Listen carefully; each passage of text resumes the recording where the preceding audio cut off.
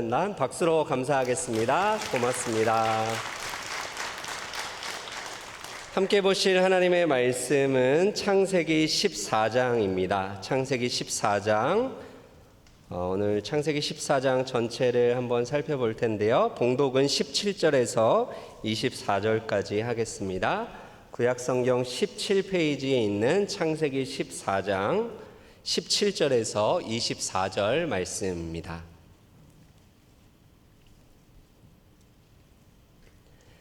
창세기 14장 17절에서 24절 하나님 말씀을 제가 봉독하겠습니다. 아브라함이 그돌라오멜과 그와 함께한 왕들을 쳐 부수고 돌아올 때에 소돔 왕이 사회 골짜기 곧 왕의 골짜기로 나와 그를 영접하였고 살렘 왕 멜기세덱이 떡과 포도주를 가지고 나왔으니 그는 지극히 높으신 하나님의 제사장이었더라. 그가 아브라함에게 축복하여 이르되 천지의 주제이시오 지극히 높으신 하나님이여 아브라함에게 복을 주옵소서. 너희 대적을 내 손에 붙이신 지극히 높으신 하나님을 찬송할지로다 하매 아브라함이 그 얻은 것에서 10분의 1을 멜기세덱에게 주었더라. 소돔 왕이 아브라함에게 이르되 사람은 내게 보내고 물품은 내가 가지라. 아브라함이 소돔 왕에게 이르되 천지의 주제이시오 지극히 높으신 하나님 여호와께 내가 손을 들어 맹세하노니 내 말이 내가 아브라함으로 치부하게 하였다 할까 하여 내게 속한 것은 실 한 오락이나 들매끈 한 가닥도 내가 가지지 아니하리라. 오직 젊은이들이 먹은 것과 나와 동행한 아넬과 에스골과 마므레의 분깃을 지할지니 그들이 그 분깃을 가질 것이니라. 아멘. 위대한 과학자 아인슈타인이 인간의 역사를 꿰뚫는 말을 남겼습니다. 이런 말을 했는데요. 인간이 존재하는 한 전쟁은 계속될 것이다. 인간이 존재하는 한 전쟁은 계속될 것이다. 여러분, 온 인류는 20세기 초에 1차, 2차 세계대전을 이제 경험을 했죠. 엄청난 끔찍한 비극을 겪은 것입니다. 수많은 사상자가 발생했고 천문학적인 경제적인 피해가 있었지요. 그러나 그 전쟁의 아픔이 채 가시기도 전에 사람들은 또 다른 전쟁을 일으키고 그 전쟁이 지금까지도 계속되고 있습니다. 우크라이나와 러시아는 전쟁 중에 있습니다. 또한 최근까지 이스라엘과 이란은 갈등하며 무력 충돌을 하였지요. 이처럼 인간의 역사는 전쟁의 역사라고 해도 과언이 아닙니다. 여러분, 전쟁을 하는 이유와 명분은 다양합니다. 그러나 어떠한 명분을 내세우든지 간에 결국에는 인간의 욕심이 전쟁을 일으키는 것입니다. 더 많은 것을 가지기를 원하고 더 좋은 것을 가지기 원하기 때문에 전쟁하며 싸우는 것이죠. 욕심과 욕심이 만나면 사람 간에도 갈등이 발생하고 충돌이 일어납니다. 여러분, 우리 주변 사람들과 다투고 갈등하는데요. 결국에는 내 욕심이 발동하기 때문에 그러한 갈등과 충돌을 경험하면서 살아가는 것이죠.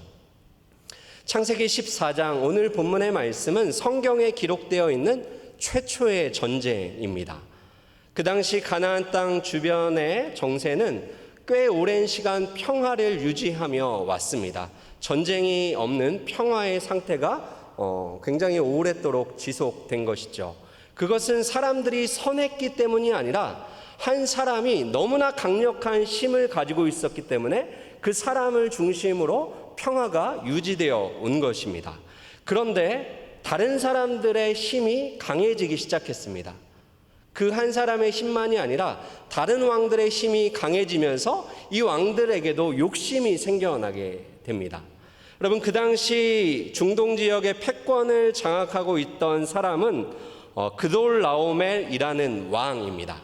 이 사람이 패권을 가지고 많은 나라, 많은 왕들로부터 조공을 받고 있었습니다. 그런데 힘이 강해진 다른 나라의 왕들, 그러니까 그동안 조공을 바쳐왔던 그 왕들이 이제는 더 이상 바치고 싶지 않은 거죠. 그 귀한 재물들을 그돌라오멜에게 상납하고 싶지가 않은 것입니다. 내가 더 많이 갖고 싶고 내가 더 좋은 것을 갖고 싶은 그런 마음이 자연스럽게 생겨난 것이죠. 그런 마음이 있었다 하더라도 그동안은 힘이 없었습니다. 그 왕을 대적할 만한 힘이 없었죠. 그런데 이제 그들도 힘이라는 것을 갖게 됩니다. 그래서 몇 나라가 이렇게 연합을 합니다. 5개의 나라가 이제 연합을 해서 우리가 한번 맞서 싸우자, 더 이상 조공을 바치지 말자라고 이렇게 합의를 하는 것이죠. 그래서 12년 동안 조공을 바치던 것을 중단하게 됩니다. 13년째가 되는 해에는 아무 일도 일어나지 않았어요. 그런데 그 다음 해에 이 그돌라오멜이 더 이상은 참을 수가 없는 거예요. 내가 너희들에게 관대함을 베풀었는데 이제 더 이상 안 되겠다. 너희들을 응징해야겠다라고 하면서 4개의 나라의 왕들을 또 모아서 4나라와 5나라의 왕들이 4대5로 대규모 전쟁을 벌이게 되는 것입니다. 여러분, 전쟁의 결과가 어떠했을까요? 누가 이겼을까요? 가장 강력한 힘을 갖고 있던 그돌라오멜이 승리를 하게 됩니다. 그동안 힘을 키웠다라고 생각했지만 여전히 그돌라오멜을 상대하기에는 역부족이었던 것이죠. 여러분, 이렇게 해서 전쟁은 끝이 났습니다. 만약 이렇게 끝냈다면 사실 이 전쟁의 이야기는 성경에 기록될 이유가 없습니다. 그런데 오늘 이 전쟁이 성경에 기록되고 있는 이유는 이 전쟁에 바로 아브라함의 조카 롯이 연루되었기 때문이죠. 그 당시 그돌라오멜을 대적한 왕 중에 하나가 소돔 왕이었습니다. 그런데 그때 소돔 왕이 다스리던 그때에 롯이 소돔을 선택하여 이제 소돔 땅에 가서 거주하게 되었죠. 그래서 소돔에 살던 롯도 이 전쟁에서 자유로울 수가 없었던 거예요. 그리고 소돔 왕이 패하게 됩니다. 도전을 했다 패하게 되자 소돔에 살고 있던 사람들이 포로로 잡혀가게 됩니다. 롯도 잡혀가게 되는 거예요. 가지고 있던 모든 재산을 빼앗기고 전쟁 포로가 되었던 것이죠. 그래서 그 이야기가 성경에 기록되게 됩니다. 바로 아브라함이 그 사실을 듣고 아브라함이 그 전쟁에 뛰어들므로 말미암아 오늘 그 전쟁의 이야기를 우리가 함께 나누게 되는 것이죠. 여러분, 지금 그돌라오멜은 여전히 강력한 힘을 보여주었죠. 5나라가 연합했지만 그돌라오멜을 중심으로 한 4나라를 상대할 수가 없었습니다. 그런데 아브라함이 지금 조카 롯이 포로로 잡혀갔다라는 그 소식을 듣자마자 전쟁에 뛰어듭니다. 그 포로로 잡혀가는 롯을 구하기 위하여 그돌라오멜을 쫓아가서 전쟁을 벌이려고 하는 것입니다. 여러분, 아브라함의 입장을 한번 생각해 볼까요? 아브라함에게 롯이라는 존재는 어떤 존재일까요? 롯은 삼촌에게 받은 은혜를 잊어버리고 자기 욕심 챙기기에 바빴던 사람입니다.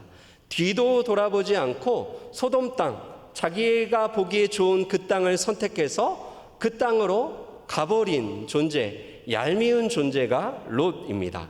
아브라함은 어쩌면 이런 마음이 들었을 거예요. 고소하다. 다 자업자득이다. 잘난 척하면서 소돔으로 가더니 고소하다. 이런 마음 들지 않았을까요? 아니면 내가 정말 도와주고 싶은데 이것은 도와줄 수 있는 상황이 아니다. 나도 어쩔 수 없는 상황이다 하면서 자기 합리화를 했을 수도 있습니다. 하지만 오늘 성경은 그러한 아브라함의 모습을 우리에게 보여주지 않습니다. 오히려 아브라함은 한치의 망설임도 없이 롯을 구출하기 위하여 즉시 전쟁에 돌입합니다. 그것이 오늘 본문 14장 14절 말씀인데요. 여러분, 성경을 보고 우리 한번 같이 읽어볼까요? 14절입니다. 같이 읽습니다. 시작. 아브라함이 그의 조카가 사로잡혔음을 듣고 집에서 길리고 훈련된 자 318명을 거느리고 단까지 쫓아가서. 여러분, 아브라함이 그 소식을 듣자마자 전쟁을 준비하고 쫓아갑니다. 쫓아가는 사람의 숫자가 몇 명이에요? 318명입니다. 여러분, 이 숫자가 어때 보이세요? 그돌라오메를 상대로 이길 수 있는 숫자일까요?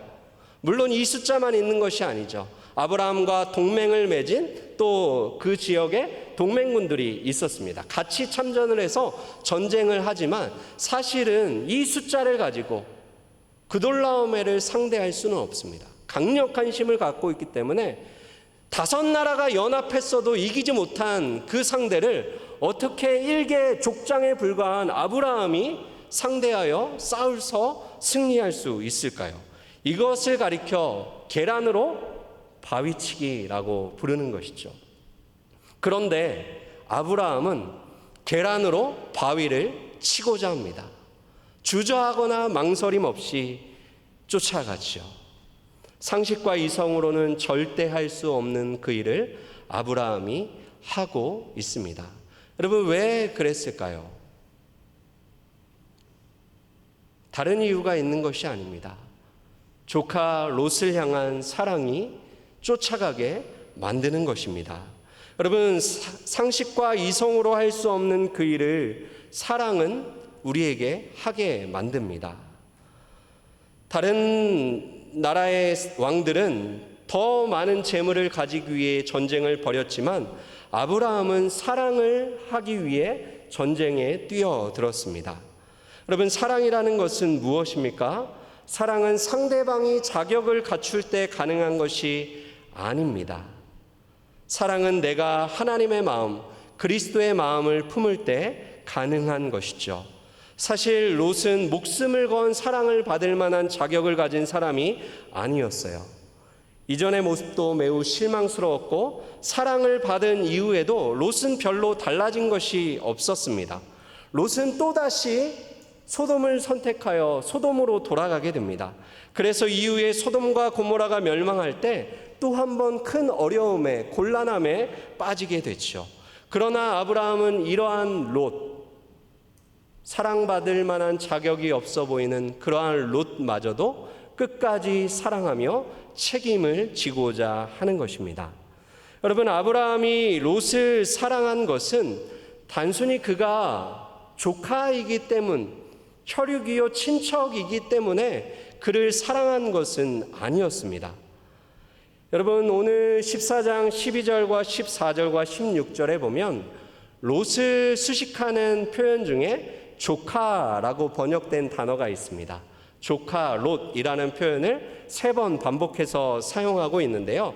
한글 우리말 성경은 조카라고 번역을 했지만 원문에 더 충실하게 번역하면 형제라는 의미입니다. 조카라는 것이 어떤 혈연적인 관계를 강조하는 것이라면 이 형제라는 이 단어는 언약적인 관계를 드러내는 단어입니다. 언약적인 관계에 있는 어떤 형제를 의미하는 것이죠. 따라서 아브라함이 롯을 사랑한 이유는, 끝까지 무모할 정도로 책임지는 사랑을 보여준 이유는 아브라함이 자신의 혈육이었기 때문만이 아니라는 것입니다. 아브라함에게 있어 롯은 하나님의 부르심을 함께 받는 믿음의 형제였습니다. 롯 역시 하나님께 속한 하나님의 사람임을 인정하는 그 마음이 있었다라는 것이죠. 비록 롯에게는 부족한 모습이 보였습니다. 여전히 롯은 사랑받을 만한 모습을 하고 있지 않았습니다. 그러나 롯은 그 순간에도 아브라함과 함께 하나님 나라를 상속받은 언약 관계에 있는 믿음의 형제였던 것이죠. 그 형제가 곤란함에 처해 있을 때, 위기 가운데 있을 때 아브라함은 그 사랑을 발동하여 그렇게 무모할 정도로 전쟁에 뛰어든 것입니다. 여러분, 오늘날 우리에게 필요한 것이 바로 이러한 사랑이죠. 언약 관계에 있는 지체들, 믿음의 형제 자매들을 책임지며 끝까지 사랑하는 것입니다. 여러분, 교회 공동체 안에 보면 사랑받지 못하는 아픔 때문에 고통을 당하는 사람들이 너무나 많이 있죠. 사랑을 원하고 사랑받기를 갈구합니다. 그런데 여러분, 사랑받지 못하는 아픔만 아픔이 아닙니다. 이보다 더 큰 아픔이 있는데 그것은 사랑하지 못하는 아픔입니다.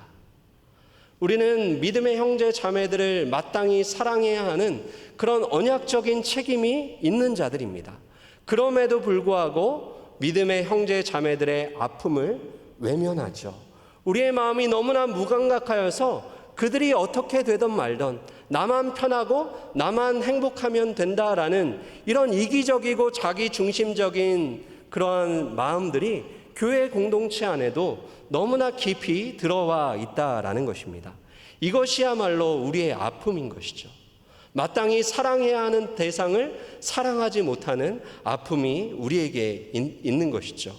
여러분, 우리는 이 자리에 함께 모여 하나님을 높이며 예배하는 예배 공동체입니다. 그러나 우리는 달라도 너무나 다른 사람들이죠. 얼굴도 다르고요, 취향도 다르고 생각하는 것도 다릅니다. 그렇게 안 했으면 좋겠는데 옆에 있는 사람이 자꾸만 나와 다른 말을 합니다. 내가 싫어하는 말을 합니다. 내가 싫어하는 행동, 나와 다른 행동을 하는 것이죠. 그래서 어때요? 불편하죠. 꼴 보기가 싫습니다. 멀리하고 싶고 별로 관심을 두고 싶지 않은 마음이 우리 안에 있습니다. 그러나 여러분, 그리스도께서 우리에게 보여주신 사랑은 이질적인 존재, 나와 다른 존재와 더불어 사는 능력입니다. 여러분, 고린도전서 13장은 사랑장이라는 별명을 가지고 있죠. 사랑에 대해서 많은 것들을 우리에게 가르쳐 주고 있는데요. 그 중에서 가장 먼저 나오는 것이 무엇이죠? 사랑은 언제나 오래 참고 라고 이야기를 시작합니다. 여러분, 사랑을 하기 위해서는 오래 참음이 필수입니다. 왜 그런가요? 나의 사랑을 받는 대상이 나와는 너무나 이질적이고 다르기 때문이죠. 그래서 오래 참아줘야 합니다. 다른 말을 하고 다른 행동을 하는 그 사람을 향하여 오래오래 참고 견뎌야 하는 것이죠. 여러분, 혹시 주변에 나와 다른 사람들이 계신가요? 로처럼 얄미운 사람, 로처럼 나의 사랑을 받기에는 자격이 안 되는 그러한 사람들이 있으신가요?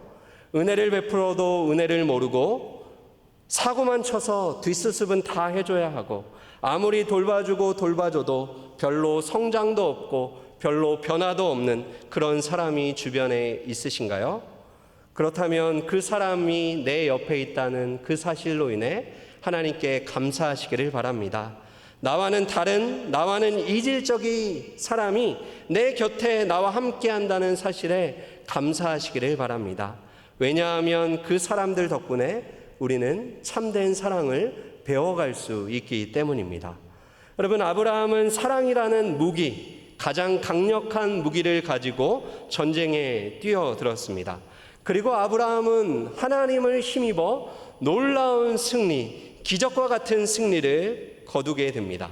그리고 이제 전쟁에서 승리한 아브라함이 돌아오고 있습니다.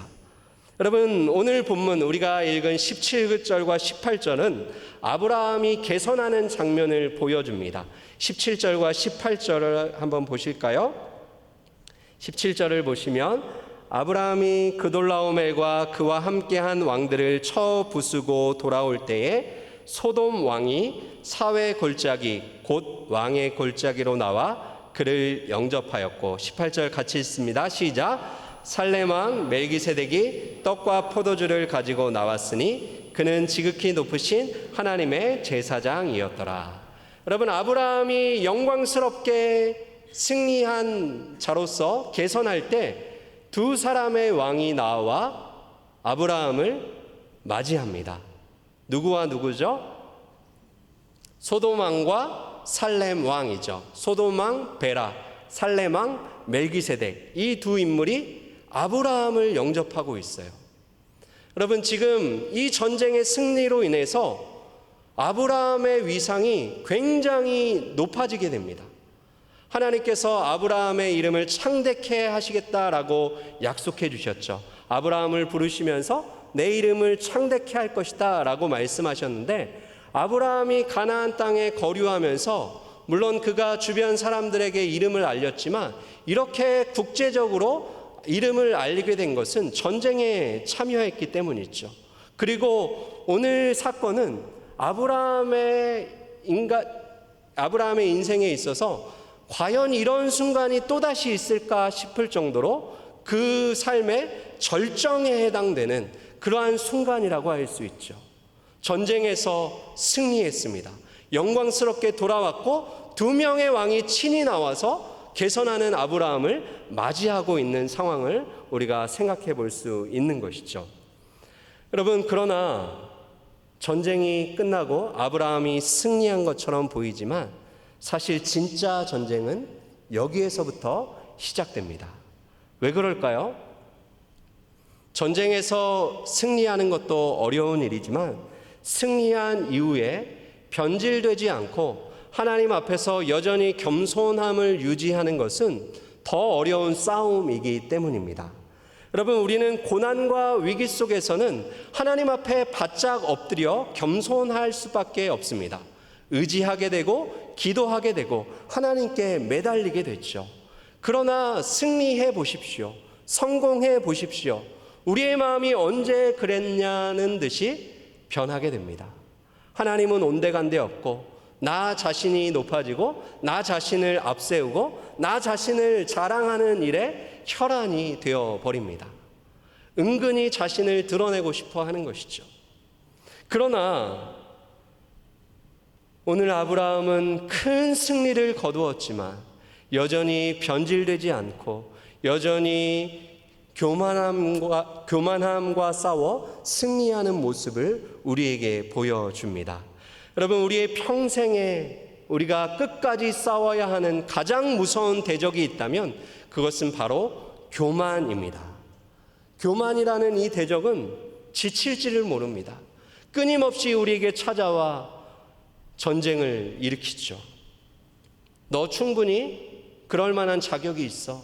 높임받을 만하고 인정받을 만해 라고 하면서 우리를 부추깁니다.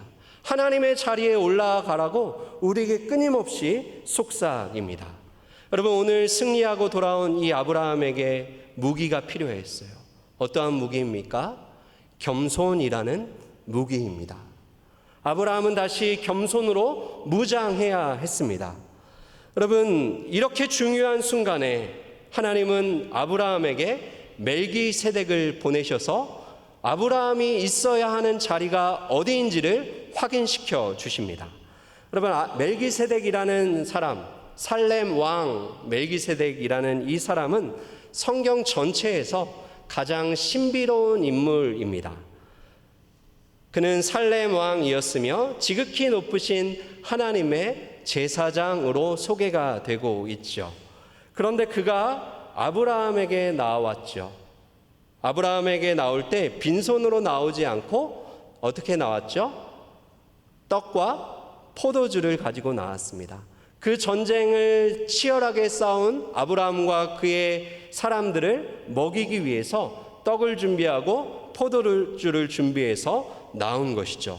그러나 이렇게 정성껏 포도주와 떡을 준비하고 아브라함을 맞이하고 있지만 이 멜기세덱은 아브라함을 칭찬하거나 아브라함을 높이려 하지 않습니다.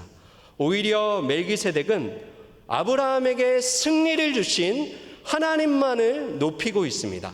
그것이 20절 말씀인데요. 20절 한번 보시죠. 20절에서 멜기세덱이 아브라함에게 이렇게 얘기합니다. 너희 대적을 내 손에 붙이신 지극히 높으신 하나님을 찬송할지로다. 지극히 높으신 하나님을 찬송할지어다. 지금은 어떤 때라는 거예요? 승리에 도취되어 교만해질 때가 아니라 승리를 주신 하나님을 찬양해야 할 때임을 알려주는 것이죠. 여러분, 겸손이 무엇일까요? 겸손하면 흔히 나를 낮추는 것이다 라고 생각을 합니다. 그러나 겸손은 나를 낮추는 것이 아닙니다. 겸손은 하나님을 높이는 것입니다. 하나님을 높이는 사람은 내가 어떠한 사람인지 관심을 두지 않습니다. 여러분, 우리의 모습이 어떠합니까? 때로는 좋은 모습일 때도 있고 때로는 안 좋은 모습일 때도 있죠. 때로는 괜찮아 보이기도 하고 때로는 마음에 안 들 때가 있습니다. 그러나 하나님을 높이는 사람에게는 내가 어떠한 사람인지는 별로 중요하지가 않습니다. 왜냐하면 나의 어떠함보다 중요한 것은 하나님이 어떠한 분이신가가 중요하기 때문입니다. 멜기세덱이 아브라함에게 그것을 가르쳐 줍니다. 너가 전쟁에서 승리했다고 너에게 집중하며 너를 높여서는 안 된다. 너에게 관심을 두어서는 안 된다. 초점과 관심은 오직 지극히 높으신 하나님께 두어야 한다. 하나님만 높여야 한다. 하나님을 찬송할지어다 라고 이야기를 해주는 것이죠. 여러분, 멜기세덱과 아브라함이 한마음으로 하나님을 높입니다. 승리를 주신 위대하신 그분만을 높이고 있죠. 하나님을 예배하는 그 자리에 또 한 사람이 등장합니다. 바로 소돔 왕 베라입니다. 여러분, 소돔 왕 베라는 어떠한 사람이에요?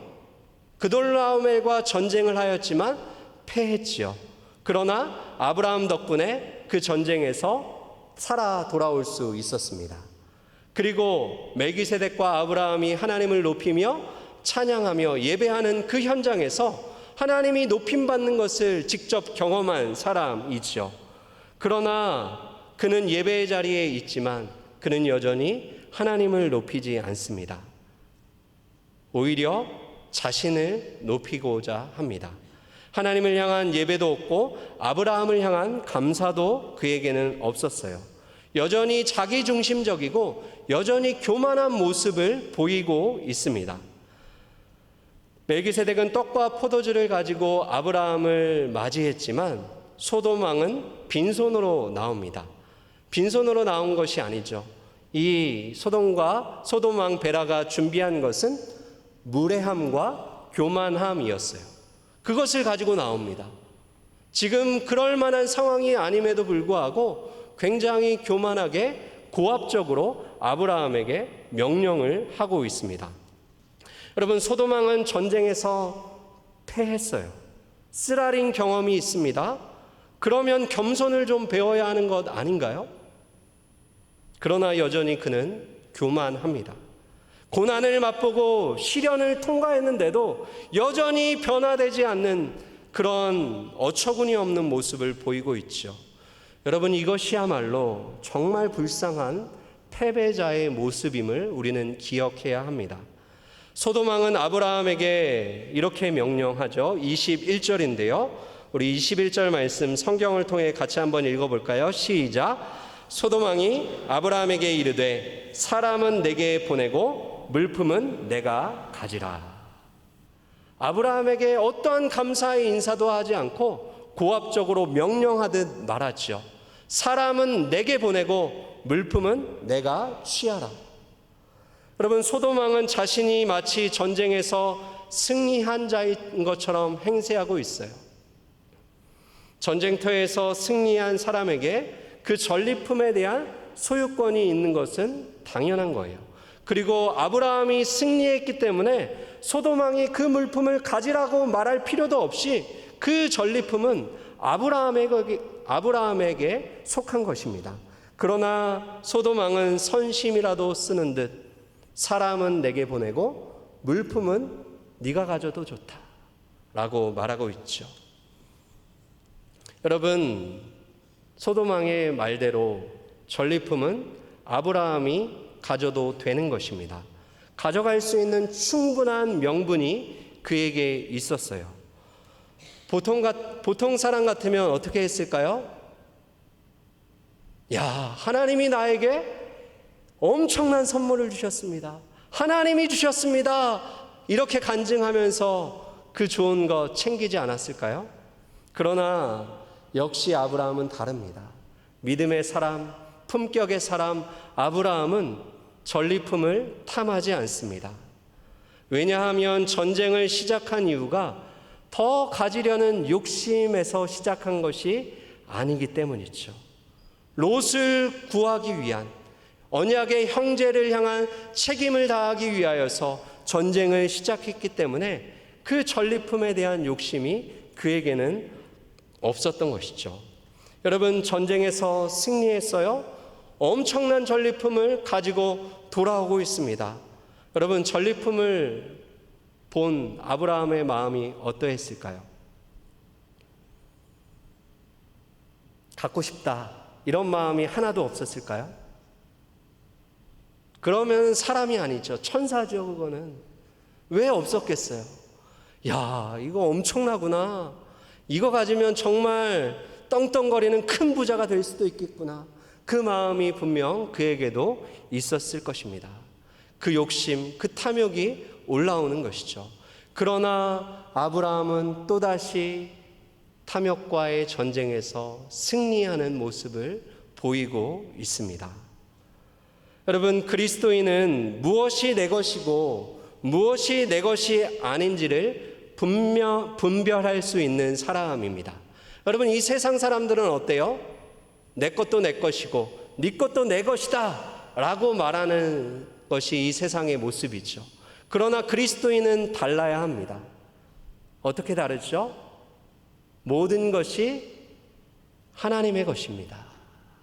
모든 것이 하나님의 것입니다. 내 손에 있는 것 중에 하나님께로부터 받지 않은 것이 없습니다. 이 모든 것 하나님이 주신 것입니다. 이 고백을 하며 살아가는 것이 그리스도인인 것이죠. 아브라함의 태도는 단호하고 분명했습니다. 일말의 여지조차 남기지 않습니다. 손을 들어 맹세합니다. 하나님을 향하여 맹세하는 것이죠. 만약 아브라함이 전리품을 취했다면 그는 하루아침에 큰 부자가 되었을 거예요. 하지만 아브라함은 하나님으로 인하여 부유해지는 인생, 하나님으로 인하여 풍성해지는 인생이 되고 싶었습니다. 그래서 사람 왕이 주는, 소돔 왕이 주는 그것을 거절합니다. 여러분, 아브라함이 그것을 거절한 이유를 분명하게 밝힙니다. 23절인데요. 23절 말씀 우리 같이 한번 읽어볼까요? 시작.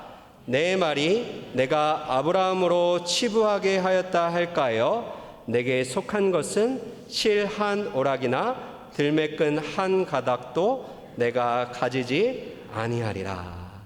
여러분, 아브라함은 어떠한 사람인가요? 아브라함은 하나님이 복을 주시는 사람이죠. 하나님이 이미 복을 주셨고 앞으로도 아브라함에게 복을 주실 것입니다. 그래서 아브라함은 시간이 가면 갈수록 더 풍성해지고 더 부유해질 것이 분명합니다.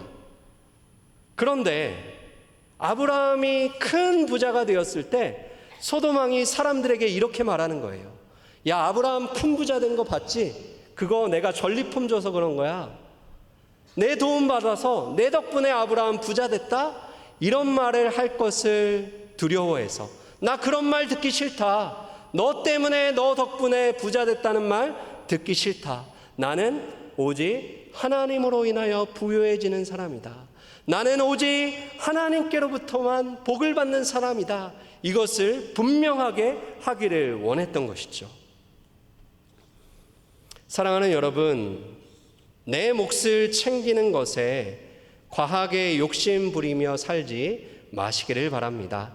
내 몫을 내가 안 챙겨도, 내 자녀의 몫을 내가 챙겨주지 못하는 형편이라도 하나님께서 내 몫을 챙겨주실 것이고 하나님께서 우리 자녀들의 몫을 챙겨주실 줄 믿습니다.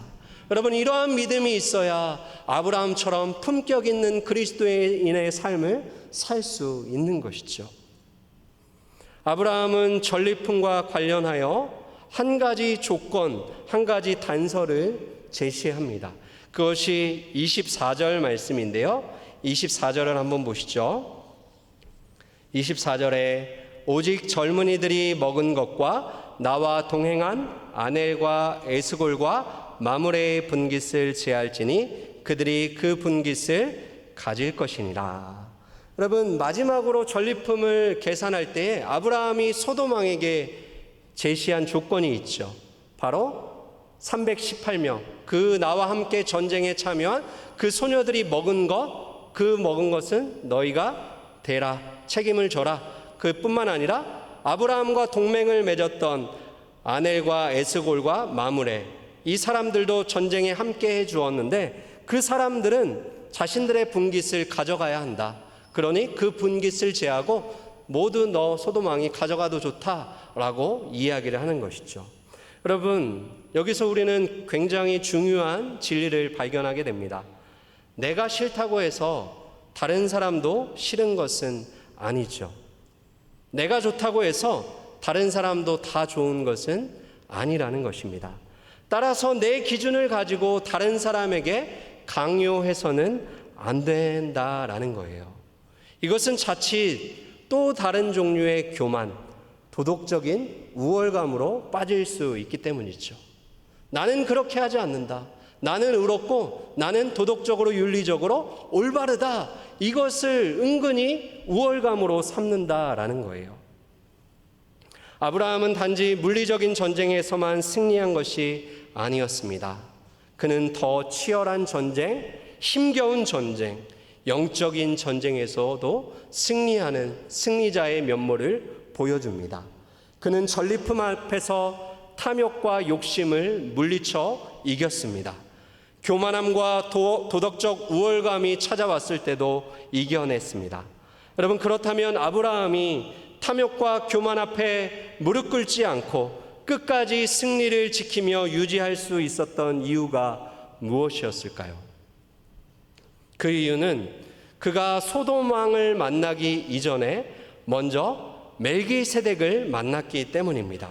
여러분, 멜기세덱을 통하여 아브라함은 하나님이 어떠한 분이신지를 배웠습니다. 하나님은 천지의 주제이시며 지극히 높으신 하나님이라는 것을 배웠죠. 그런데 아브라함이 멜기세덱에 배운 말, 그대로 들은 말을 그대로 소돔 왕에게 들려주고 있어요. 이것이 22절에 기록되어 있는데요. 22절을 한번 보시죠. 22절에 아브라함이 소돔 왕에게 이르되 천지의 주제이시요 지극히 높으신 하나님 여호와께 내가 손을 들어 맹세하노니. 여러분, 성장하고 자라가고 있는 아브라함의 모습을 배우게 됩니다. 하나님을 더 알아가고 하나님을 더 신뢰하고 있는 아브라함의 모습을 배울 수 있죠. 사랑하는 여러분, 우리가 섬기는 하나님은 천지의 주제이시며 지극히 높으신 하나님이신 줄 믿습니다. 우리에게 넉넉히 승리를 주시는 하나님이시며 우리에게 풍성함을 가져다 주시는 지극히 높으신 분이십니다. 여러분, 이 세상에서 승리하는 사람은 어떠한 사람입니까? 이 세상에서 승리하는 사람은 지극히 높으신 하나님을 섬기는 자들인 줄 믿습니다. 여러분, 창세기 14장에서 가장 많이 사용되는 두드러진 단어가 있습니다. 바로 왕입니다. 왕이라는 단어가 14장에만 28번 사용되고 있습니다. 그런데 이 많은 왕들의 틈바구니 속에서 유일하게 왕이 아닌 한 사람이 존재합니다. 바로 아브라함이죠. 모든 왕들은 전쟁에 나아가 승리를 원했지만 모두 다 한결같이 패배를 경험합니다. 그러나 놀랍게도 왕이 아닌 아브라함만이 유일한 승리자로 남습니다. 사랑하는 여러분, 아브라함이 승리자가 되었던 것은 그에게 강한 힘이 있었기 때문이 아니죠. 전략이 좋고 전술이 좋아 승리한 것도 아니었습니다. 아브라함이 승리한 이유, 그가 최후의 승리자로 남을 수 있었던 이유는 진정한 왕이신 하나님께 사로잡힌 사람이었기 때문입니다. 하나님께 붙들린 사람, 그 사람을 이길 수 있는 사람은 아무도 없습니다. 하나님의 부르심을 따라 믿음의 길을 걸어가고 사랑의 길을 걸어가는 그 사람을 대적할 수 있는 사람은 이 세상에 한 사람도 없습니다. 그러므로 여러분 두려워하지 마시기를 바랍니다. 여러분들의 전쟁이 치열하다 하여 낙심하지 마시기를 바랍니다. 여러분, 오늘 본문에 여러 명의 왕들이 등장하는데 그 왕들 중에서 가장 먼저 이름이 언급되는 사람이 있습니다. 어떤 왕의 이름이 가장 먼저 언급되고 있나요? 그 답이 1절에 있죠. 1절 말씀 14장 1절인데요. 우리 같이 한번 읽어볼까요? 시작. 당시에 시날 왕 아므라벨과 엘라살 왕 아리옥과 엘람 왕 그돌라오멜과 고임 왕 디다리, 4명의 왕이 소개되는 중에 가장 먼저 언급되는, 여러 명의 왕들 중에 가장 먼저 이름이 나오는 사람은 시날 왕 아므라벨이죠. 여기서 중요한 것은 시날입니다. 시날이라는 지역의 왕이라는 사람인데요. 여러분, 시날하면 떠오르는 사건 있으신가요? 시날하면 어떤 사건이 있었죠? 창세기 9장에서 바벨탑 사건이 있었는데 그 바벨탑이 세워진 곳이 시날 평지입니다. 여러분, 시날 평지는 사람들이 하나님을 떠나 자기 이름을 내고 자기를 높이고자 했던 교만의 현장이었죠. 그리고 그 탑을 세워가는 데 있어서 반드시 필요했던 건축 자재가 있었습니다. 그것이 바로 역청입니다. 역청. 9장에서 역청이 나오는데요. 흥미롭게도 오늘 본문 10절에도 역청 구더기가 언급되고 있습니다. 여러분, 이것은 바벨탑과 오늘 본문의 전쟁이 자연스럽게 연결되는 그러한 문학적인 장치입니다. 9절에 나왔던 시날과 역청이 14장에서 다시 한번 언급되고 있는 것이죠. 여러분, 하나님을 떠난 교만한 인간들이 만들어내는 역사는 전쟁과 싸움뿐이라는 거예요. 하나님을 떠나 잘 살 줄 알았는데 그러한 인간이 만들어내는 인간의 역사는 과거로부터 지금까지 전쟁뿐이었고 싸움뿐이었다라는 것이죠. 그러나 피비린내 나는 인간의 역사와는 전혀 다른 새로운 역사를 시작한 분이 계시죠. 바로 우리 구주 예수 그리스도이십니다. 아브라함은 롯을 구하기 위하여 생명을 걸고 전쟁터로 나아갔습니다. 그는 싸웠고 그는 승리했고 롯을 마침내 구원하였습니다. 하지만 아브라함은 전쟁터에서 죽지는 않았지요. 그러나 우리 구주 예수 그리스도는 우리를 구원하기 위하여 생명을 거신 정도가 아니라 생명을 내어주셨습니다. 우리를 구출하고 우리를 구원하기 위하여 실제로 십자가에서 죽으셨습니다. 아브라함은 전쟁에서 승리했어요. 그러나 세상의 모든 전쟁을 아브라함이 끝낼 수는 없었습니다. 그러나 예수 그리스도는 죽음을 이기시고 부활하심으로 악과의 전쟁을 영단번에 끝내신 줄 믿습니다. 그리고 마침내 예수 그리스도 다시 오시는 그 재림의 날에 이 땅의 모든 전쟁은 그치고 하나님이 주시는 참된 평화가 임하게 될 것입니다. 그러므로 사랑하는 여러분, 바벨탑 앞으로 나아가지 마시고 십자가 앞으로 나아가시기를 바랍니다. 나를 사랑하사 아들도 아끼지 아니하시고 내어주신 하나님, 지극히 높으신 하나님만 높이며 찬양하며 예배하며 사시기를 바랍니다. 그 하나님께서 저와 여러분들을 반드시 승리의 자리로 인도해 주실 것입니다. 바라기는 지극히 높으신 하나님께 사로잡힌 바 된 인생이 되어 이 땅에서 진정한 승리자의 길을 걸어가는 아름답고 품격 있는 그리스도인의 삶을 살아가시기를 주님의 이름으로 축원드립니다. 우리 이 시간 함께 찬양하고 기도할까요? 우리를 사용하소서라는 찬양